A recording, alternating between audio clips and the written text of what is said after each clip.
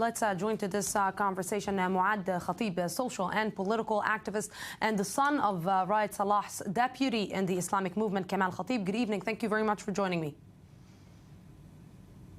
Thank you.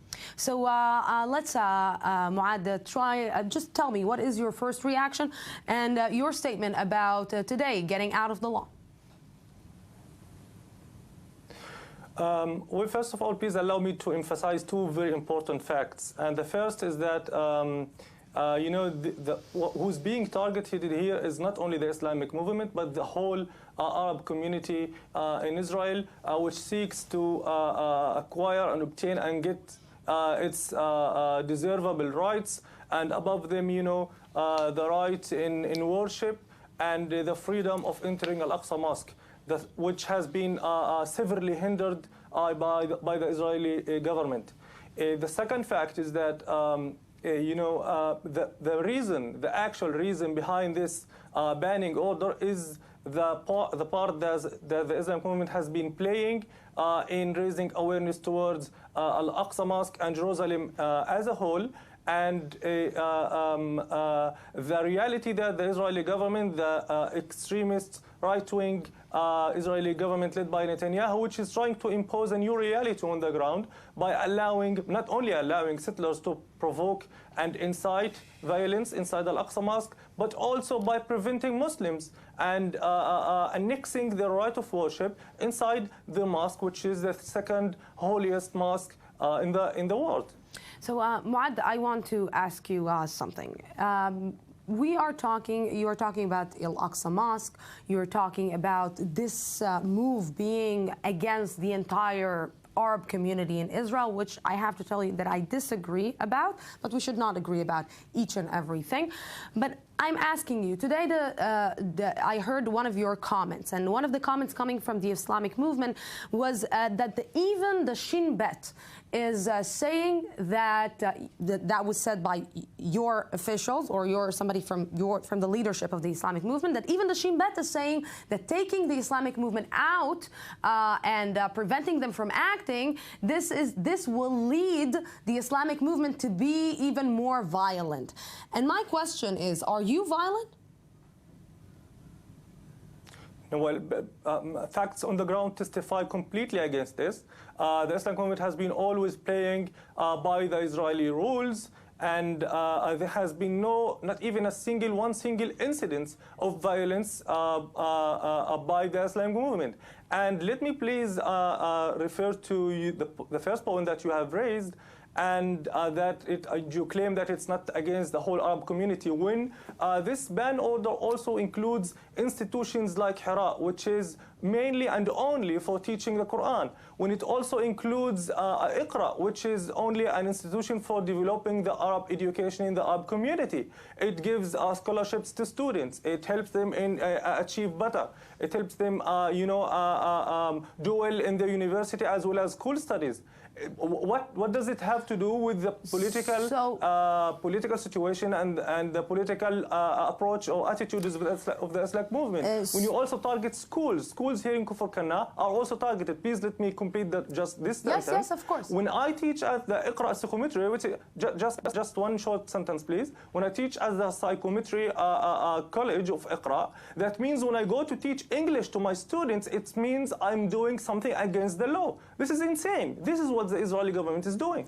I'm asking you, and again, it's another question. One of the claims is that the Islamic movement, the northern branch of the Islamic movement, is inciting against Israel, is inciting against the people of Israel, is inciting against Jewish people. And I want your reaction about the recent wave of attacks here in Israel, about people going out and stabbing innocent people, which I know by Islam is forbidden. By Islam, you are not going out and stabbing and killing and murdering innocent people. So I would like to hear your reaction about that. Well, absolutely, absolutely. But you mustn't forget that what actually motivated these attacks are Netanyahu's policy and his orders to his police of changing the rules of engagement when he allowed them to shoot on sight anyone who is only suspected. And please, let's emphasize here on suspected, not found guilty of throwing stone or attempting to stab someone. If they suspect that he's going to stab someone, they are allowed to shoot and kill him on sight without trial. Is this the democracy of Israel? And you mustn't also forget that until this day, not even a single piece of evidence was brought against the Islamic movement that proves that it is involved in one way or another in inciting against Jews or against Israel as in general. Or otherwise, do you believe that in Israel really, if they incite against Jews, until now Sheikh Ra'ad and Sheikh Kamal would be still free? Would they go free? I ask myself the same. I just asked this question. Please just allow me to. I'm allowing you. We're having a conversation. I just asked myself the same question. Yes. Yeah. Continue. Yes. You wanted to continue the sentence. Go ahead. Yeah, so I was saying that if indeed the Islam movement involved in such violent or incitement or provocation to violence, then how is it possible that they are still walking free? Yoram Cohen, the chairman of Shabak, said that there is no evidence, there is no real concrete proof that the Islamic movement is involved in any terror or inciting terror. Is this not proof enough for you? I am surprised that you are using the Shin Bet to just justify or to, protect your claims. This is a little bit weird, but yet I'm not talking. No, it's not. No, that's not what I meant. It's a little bit weird. The Islamic movement is that taking, the defense from the Shin Bet is a little bit weird for me. So I'm asking again. Just a second. I want to ask a question. I asked at the beginning, and I'm asking again.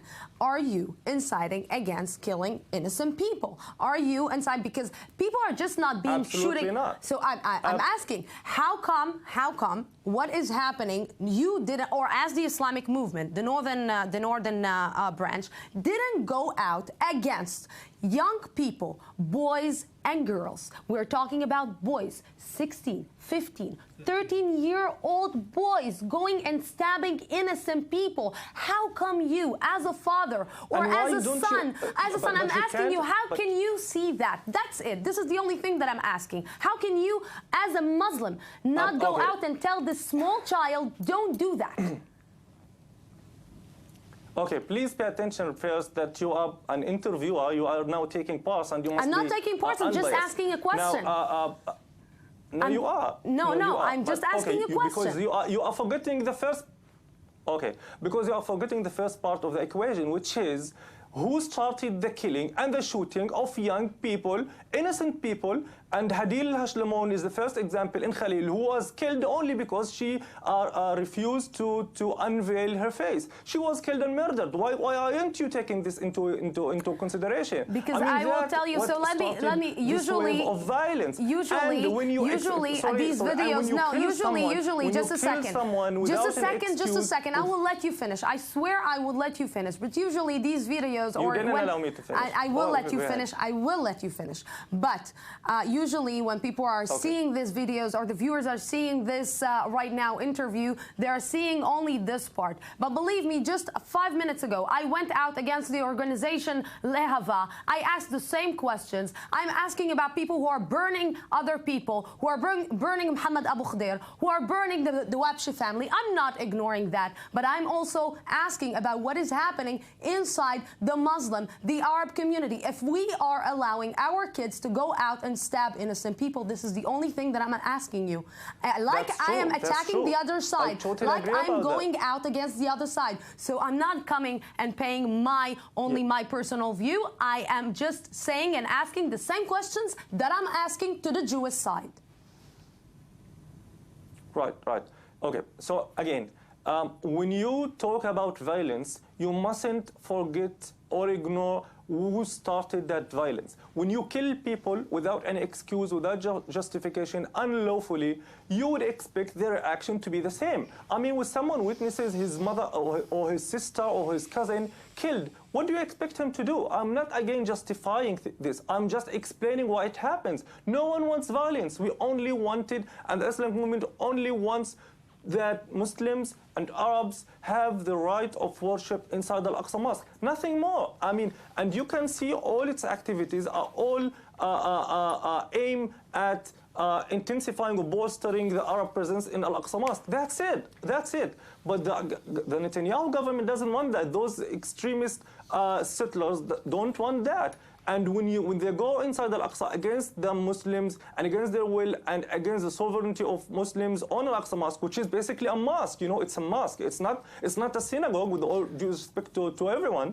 It's a mosque. And when you prevent Muslims from entering the mosque and beat them and tear gas them and shoot them and kill some of them because they insist on the right of worship, what do you expect them to do? Yeah, and you said it best. It's a place of worship. It's the place of God, and no one should be killed or fight for the place of God. معاذ Khotib, thank you. Absolutely. No one likes violence, but it's happening because of the policy of Netanyahu and his government, unfortunately. That's the reality. معاذ Khotib, as you see, and I let people finish and I let them express their views. And thank you very much for this talk with us. Thank you.